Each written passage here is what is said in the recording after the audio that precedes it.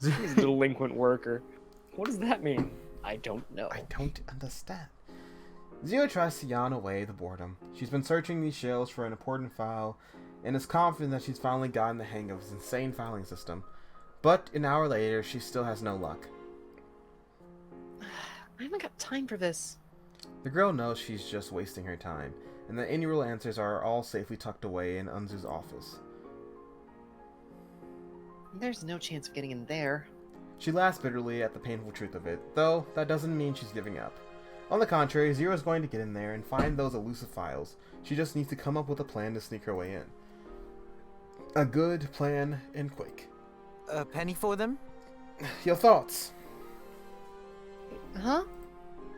Celio stands at the end of the aisle with a wry smile and a glass of wine. God fucking damn it. Isn't it a bit early for wine? Oh, don't worry. It's just grape juice. And I'm just a kitsune. Celio chuckles to himself. But what was that for? The man avoids Zero's confused stare and looks down at the glass, admiring the things that wine-liking people admire about swirling a glass of wine.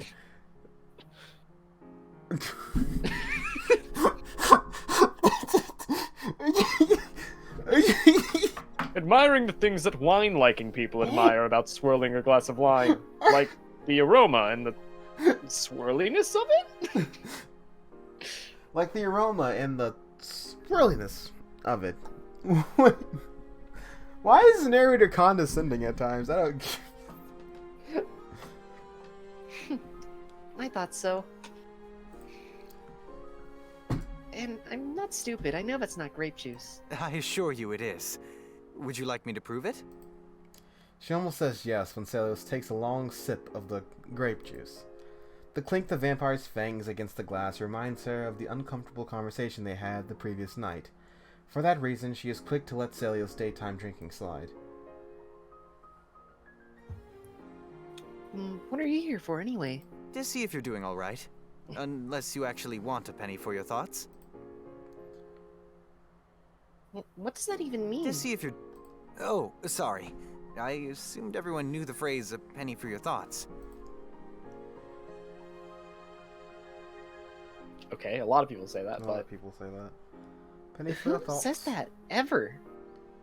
We don't even use pennies down here.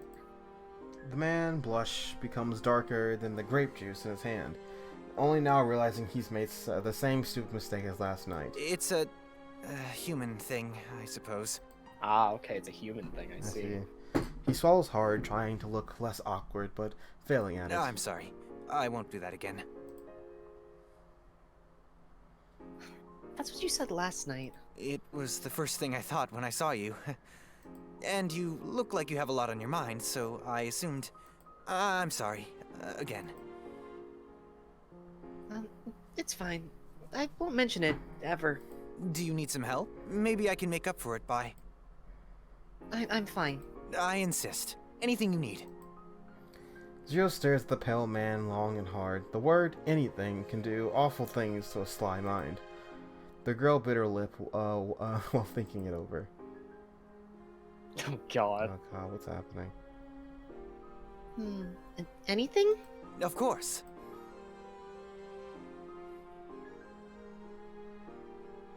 What does this mean? That's just saying I don't need help. Wait, what? Do you want something different? No, I just don't know what the like.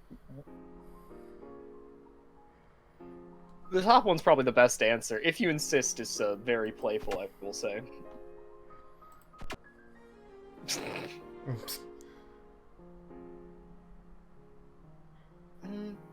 Maybe you can help me. I can't find any of the files for low-tier collectors. Low tier? Why would you be interested in those? I'd like to be thorough. That's a very good work ethic to have. I commend you. Sales laughs to himself and then starts to leave. So you'll get them for me? The vampire doesn't answer the girl, forcing her to rush after him and catch him by the arm. The shock in her face, a little too eager to believe the impossible. Seriously, like, seriously? I can't find them. I can't. Those files are not in the archives. Then, where are they? As if I don't already know. As if you don't already know. Files that are not in the archives need Anzu's approval to be accessed. That doesn't answer my question. Shales looks away from Zero, and somewhat aspirated expression shielding the fact that he's trying very hard to hold his breath. Files that you cannot find here are in Anzu's personal office, and not even I have access to that room. I understand. Thank you. Zero slowly lets Celius go, although not without a slight suspicion that he can help her a lot more than he is at the moment. In spite of the awkwardness, Celius sticks around for a little longer, occupying himself with his own work and occasionally leaving to refill his glass. Slowly, Zero finishes gathering all the files she needs. Even though it's only a fake audit, she still wants to do it well. Looking at all the gathered files makes the girl feel a pang of pride. Celios. Zero looks around the archive. She didn't hear him leave, and his work is still on his desk. Maybe there's something hidden around here that could help me bring the governess to justice. The Gimio wanders close to Celios' desk, flipping open the first file. She doesn't even get a chance to read the first entry before the cold breeze runs down her back. How may I help you? The pale secretary looms behind the girl, reaching past her to shut the file, his face so close that she can confirm that he certainly wasn't drinking grape juice. But that could only do so much to distract her from the mini heart attack she's having. There you are!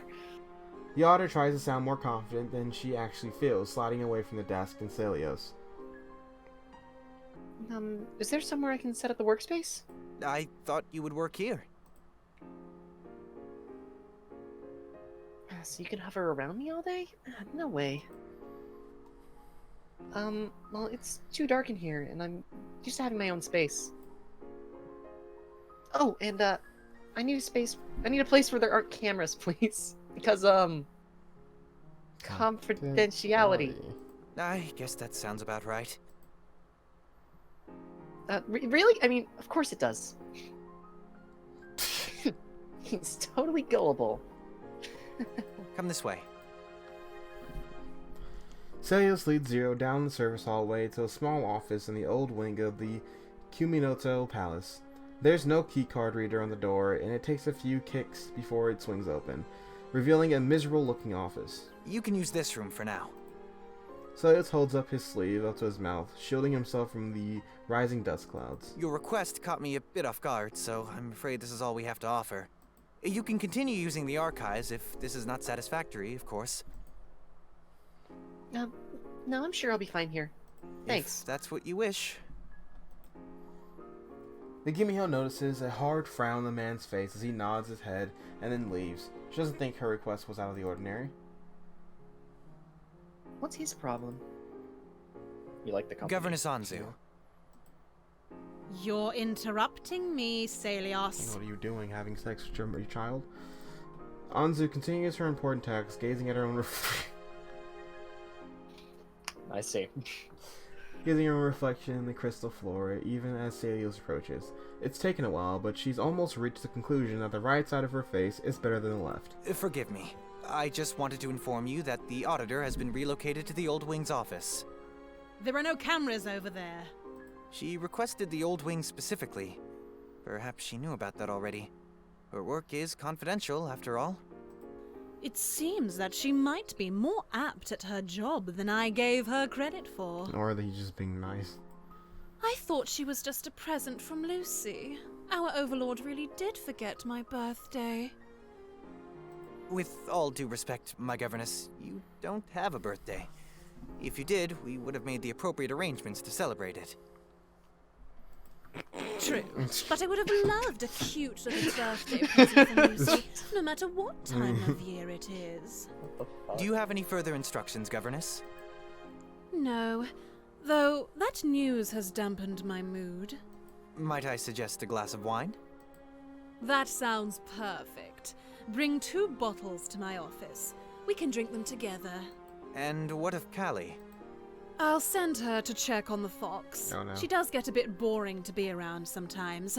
Perhaps a trip to the old wing will ruffle her feathers and make her a little more energetic. Very well. It's easier for Zero to concentrate now that she has a hovel to call her own. Ready to do her best for the one true overlord, the happy worker knuckles down and gets right on it. Alright, let's do this. 30 minutes later. Hello? The door inches open. A sandwich on a plate is the first thing into the room. It shakes in the hands of a small, silver-haired girl who's peeking into the office. She has knocked beforehand, but no one answered. Is she dead? Fox? Callie lingers by the room. She stands on her tiptoes, trying to see more of the room and peek over.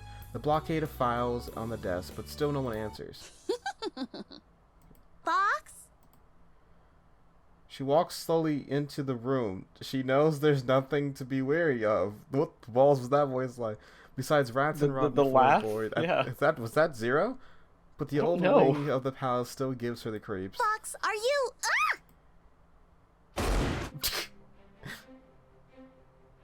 Callie slips on a loose piece of paper, still holding onto the plate. She and the sandwich fall on the ground with a loud crash. The commotion wakes Zero from her nap. What was the laughing? What was the laughter? What the fuck? Who's there? Standing alert, the foxy girl looks around the room, her hands engulfed in flames and her ears twitching as she listens to the intruder. Put this out! Gimia looks down at the white-haired girl. A snicker becomes a laugh, and the laughter becomes tears of joy at sight of Callie. The flames appear as Zero puts her hand on her mouth, trying to stifle laughter. Yuck! Callie rises to her feet and begins a futile attempt to clean herself up. Nothing can help remove the large mustard stain now down in front of her dress, though. Nice of you to drop in, but I didn't call for room service. I did this for Anzu, not for you. I was instructed to bring you some lunch and... And you decided to wear it instead? Zero's smug face sparks a fire under Callie. Sadly, the girl's not allowed to lay a finger on the auditor, as Anzu is quick to remind her before she left. So the only thing her anger can actually do is spark a blush across her pale cheeks.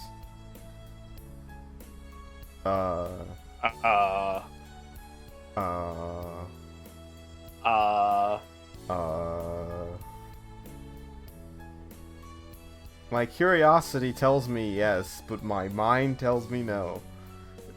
Same. We gotta do it for the content. Oh god. At least the best part of it is okay. She's just eating lettuce off her head. Zero reaches toward the girl, wide-eyed and off guard. Callie flinches, the lettuce crown falling off her head as she steps back. She stares back, trying to keep her eyes defiant, even though she is really just too afraid to blink in case Zero, the supposed Gimme Hill, plucks a slab of the sandwich meat from the girl's shoulder. Huh? Zero licks her lips happily and swallows the meat. You beast! A watery-eyed Callie shouts out. She hasn't blinked for the longest time, and still the fright won't let her. A beast? That's rich coming from a girl who looks like a rabbit caught in a cabbage patch. The blonde's tongue runs over the front of her teeth. Rabbit stew. Damn, I'd kill for that. Was that a threat? What? You think I'm a rabbit and you're a no-good fox. Oh, I didn't think about it like that. If only there were a real rabbit and not just some pest with a bad attitude. The otter rolls her eyes, causing a silver-haired girl's face to fill with anger again. Don't do that! Don't do what? That! Are all you foxes so... I'm not a fox. Fine. Kitsune, or whatever you call it. I'm a Gumiho, not a Kitsune. Big difference. Where are all of your tails then? don't have any more tails. Then you can't be called a... I don't need 9 tails to be a Gumio. I know what I am. I don't think so. I don't think that is how it works. I don't think you understand Japanese folklore. A long pause ensues as both of the girls try to save face and avoid their own haunting insecurities. The room deathly silent throughout the whole process. Their scowls slacken along with their diminishing prides. Thanks for the sandwich. What was that? Nothing? Zero rolls her eyes, but the girl doesn't comment this time. She's already commenting enough on things that don't concern her, and yet... What are you smiling at? This is the most I've ever heard you say. I guess I'm kind of enjoying it. Don't get used to it. The smaller girl tries to fight back a blush. She knows she could take her own advice, as Asunu always reminds her. The door slams behind Callie. For a moment, she just stands behind the now closed door and breathes in slowly. I can't let Governor Anzu see me like this! Her cheeks still burn, and the urge to scream into the pillow makes her whole body tingle. Slapping herself on the cheeks, she tries to dispel whatever it is that's gnawing at her mind. The door creaks, and a cold draft blows down the hall. Callie's face glows with fright. Suddenly, she doesn't care if Anzu sees, just as long as she gets out of the old wing as fast as possible. Oh, so there is a ghost in here. I thought we could continue looking over the numbers sent from the ghost Probably. town. They've been fluctuating lately. Or maybe we could play a game of checkers instead. We can use the same rules as last time. The girl's been on the edge ever since she came back from seeing Zero. It would have been entertaining if the girl dealt with it better. Instead, she's chatty. My governess? I'm bored. Then we can... Of you, Carly. I'm so bored of you. I need something to excite me. We don't have to play checkers. Ugh. Anzu groans. The more Callie speaks, the more displeased the woman becomes. I like it better when you're silent. I am sorry, governess. I'll remain silent from now on. And yet, that's still so boring. The woman suddenly smiles. Callie's whole heart leaps up from seeing Anzu smile so honestly. The only problem is that she isn't the cause of the said smile. Mr. Zanzu, did you think of something to do? The succubus leaves the room without comment, and the girl rises quickly to follow after her. Stay here, Carly. Oh, she's about to go mess with Zero. The governor shuts the door behind her, leaving the girl alone in the room. What the fuck is... What is this bitch's job? She's you find Her her job is just to fuck with people. staring at her reflection. Then perhaps I can... My governess? Callie tries to open the door, but each time she presses the key card, a red light appears above it. She's My locked governess? in the office. My governess, you seem to have locked the door. My... Anzu, please open the door! The door suddenly stops rattling and becomes still. Callie lies on the front of the entrance, her body curled up to hide her face. Don't leave me behind! Knock, knock. I was right. Yeah, I mean, it was. I think it was fairly obvious. Zero looks up from her work. Her instincts tell her to stand, but then her pride reminds her that it's only Anzu. However, the auditor is still a ward of the main Hell government, and should therefore act accordingly. Someone's been working hard. And I love what you've done with the place. She's so bored. Anzu walks around the room as if she owns it, which she does, but that isn't the point. The point is the governess has a horrible talent of making places suddenly feel uncomfortable. It's been a while since I've been in here. No wonder. It is indeed standard at best. Oh, how time flies. Did you come here for small talk, Governor Anzu? No, I came for tea, but you don't seem to have any. I don't really like tea. That doesn't surprise me. For a long moment, the woman doesn't say anything, leaving Zero to stand awkwardly while waiting for Anzu's attention to wander back to her. But it never does. The raven-haired woman makes herself comfortable sitting on top of the desk in a half lounge, digging her nails into the wood of the object. I would appreciate it if you'd... Find anything? Interesting, that is. Though, looking at those files, I doubt it. There's nothing interesting in them. Anzu cast a mocking grin on the sad pile of files, scratching her nails, growing increasingly loud the longer she stares. Zero remains silent, and Anzu's smile begins to strain under her thinning patience. You're surprisingly committed to your cause, aren't you? That's just the type Lucy likes to keep around.